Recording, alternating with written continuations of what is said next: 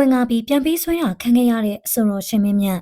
နာမည်ရင်အောင်ကျော်စုဖြစ်ပြီးတော့အမှုပညာနာမည်အဆိုတော်ရှင်မင်းမြတ်ဟာတရုတ်တေးသချင်းတွေကိုတည်ဆိုပြီးအောင်မြင်မှုရလာတဲ့အဆိုတော်ဖြစ်ပါတယ်။ပြီးခဲ့တဲ့ရန်နိုင်ငံကမူဆယ်ကပွင့်ကားလာသူဟာအဆိုတော်ရှင်မင်းမြတ်ကိုမူဆယ်ခေါ်သွားပြီးပြန်ပြီးဆွဲတဲ့ပြင်ဒီကိုယ်လုံးမဲပုံနေအောင်ရိုက်နှက်နှိပ်စက်ခဲ့တယ်လို့သိရပါတယ်။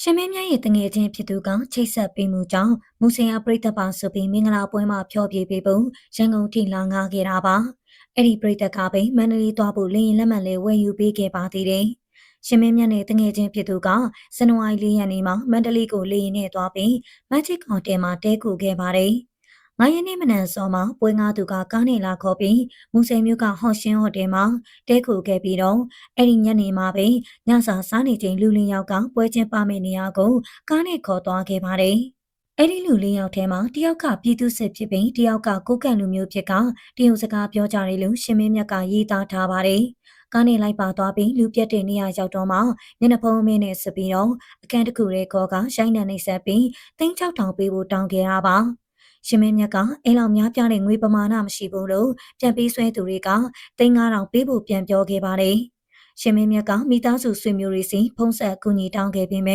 3000ရှာလို့မရလို့3000နဲ့ပဲညှိနှိုင်းခဲ့တာပါပြန်ပေးသမားတွေက3000ကိုလည်းညရင်းချင်းရှာခိုင်းပြီးတော့ရှင်မင်းမြတ်ကိုလည်းအညိုမဲဆွဲအောင်ဆိုင်တဲ့ကတနက်ပြချင်းချောက်တာတွေလုပ်ခဲ့ပါတယ်တငယ်ချင်းနေမိသားစုတွေစီကပတ်စံ3000ကိုရှင်မင်းမြတ်စီကခေပေးကောင်ကနေချေယူခဲ့ပြီးမြညရင်းချင်းကုန်မရနိုင်တာကြောင့်2ရက်3ရက်ကြာအဲ့ဒီခန်းထဲမှာနေခဲ့ရပါတယ်